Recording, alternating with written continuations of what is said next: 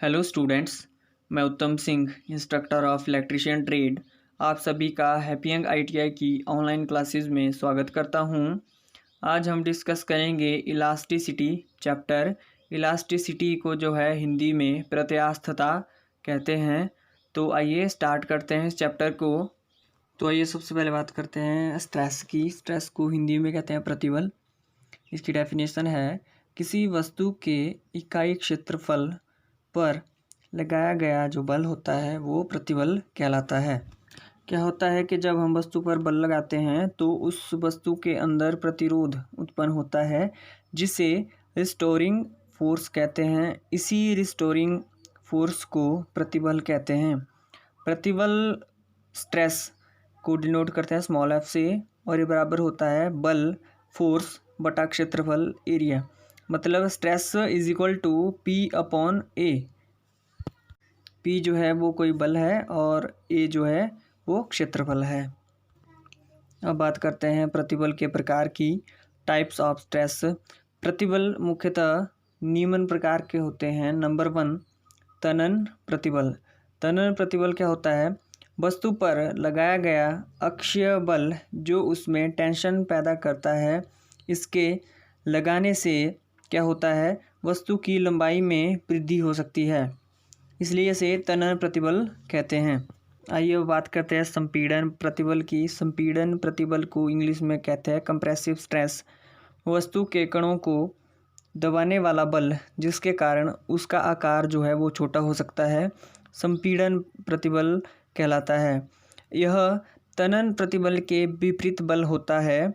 और नंबर 3 है अपरूपण प्रतिबल, जिसको कहते हैं शेयर स्ट्रेस। और नंबर 4 है एंटर प्रतिबल, जिसको कहते हैं टॉर्शनल स्ट्रेस। और नंबर 5 है नमन प्रतिबल, इसको कहते हैं बेंडिंग स्ट्रेस। अब बात करते हैं क्रियात्मक प्रतिबल की। इंग्लिश में कहते हैं वर्किंग स्ट्रेस। किसी वस्तु पर लगाया गया वह बल जिसे वह वस्तु बिना किसी हानि के सहन कर सके, उसे जो है क्रियात्मक प्रतिबल कहते हैं। अब बात करते हैं अंतिम प्रतिबल की। इंग्लिश में अल्टीमेट स्ट्रेस कहा जाता है। किसी वस्तु पर लगाया गया अधिकतम बल अंतिम प्रतिबल कहलाता है। दूसरे शब्दों में वस्तु द्वारा सहन किया गया अधिकतम बल जो है वो अंतिम प्रतिबल कहलाता है। अब बात करते हैं सुरक्षा गुणांक की, फैक्टर ऑफ सेफ्टी। अंतिम प्रतिबल तथा क्रियात्मक प्रतिबल के अनुपात को सुरक्षा गुणांक कहते हैं।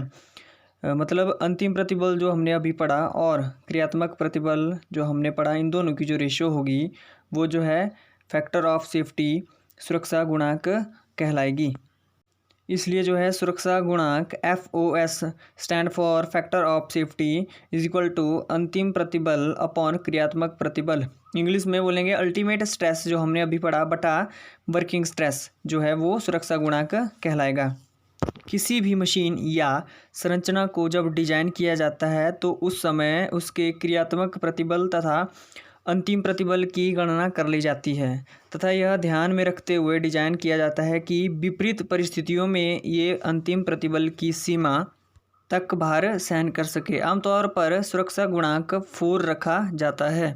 अब बात आती है विकृति की। विकृति को इंग्लिश में कहते हैं स्ट्रेन।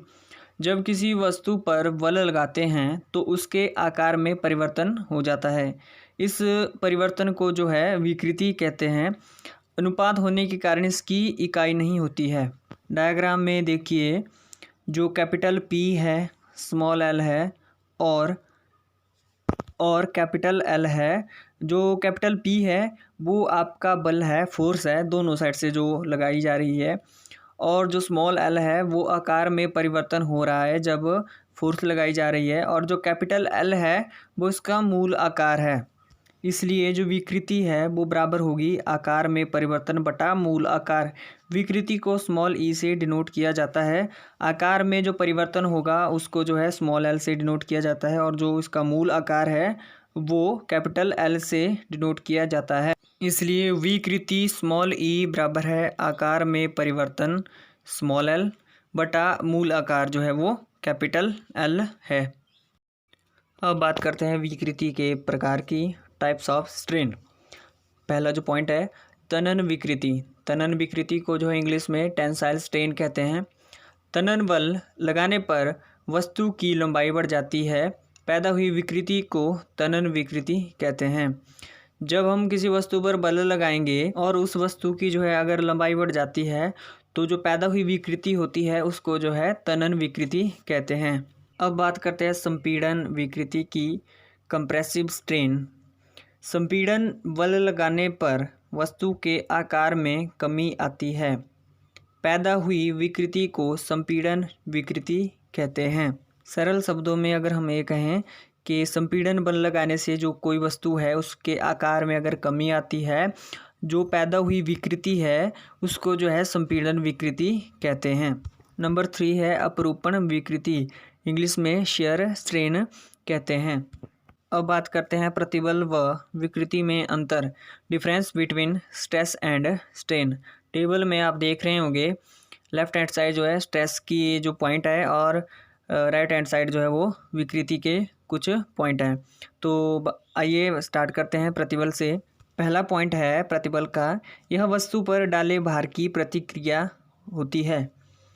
अब विकृति का पहला पॉइंट है, यह प्रतिबल के कारण वस्तु के आकार में हुआ परिवर्तन होता है। नंबर 2 है प्रतिबल का, यह एक कारण है। और नंबर 2 है विकृति का, यह उस कारण का जो है वो प्रभाव होता है। और नंबर 3 है आपका प्रतिबल का, इसकी इकाई भार व क्षेत्रफल की इकाई पर निर्भर होती है। और विकृति का जो तीसरा पॉइंट है, अनुपात होने के कारण इसकी कोई भी इकाई नहीं होती है।